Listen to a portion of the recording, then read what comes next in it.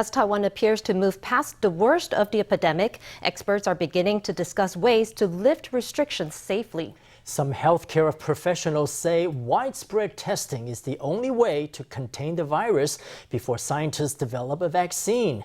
But others aren't sure of the cost effectiveness of testing large groups for COVID-19. 大家可以看到，用快筛其实在经济效应是不足的，这样产生了很多的伪阳性，让我们在处理下面的问题。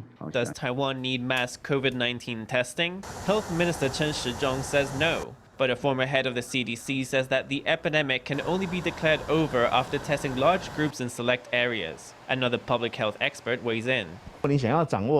If you want to know the state of contagion in a given community, mass testing is the only way. But this tool should be assistive. Its conclusion should not be treated as definitive. When you're arriving at a conclusion, you have to do a comprehensive analysis. You can treat mass testing as a sort of survey. For example, you can test a certain area 2 months apart to see how many people were exposed to the virus in those 2 months. But such information should only be used internally. If you publish it, you could create a lot of controversies.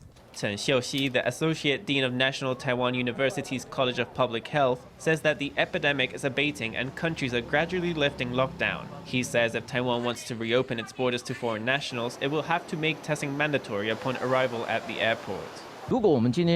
Going forward, any slip-up by a self-isolator could lead to a cluster infection. But if we ran a rapid test and a 2-phase nucleic acid test on arrivals, we'd be able to keep them in observation for only 3 days before release. There would be no need to isolate at home for 14 days. As the epidemic eases, the debate over mass testing is growing. Experts are working out ways to keep coronavirus out while restoring normalcy to everyday life.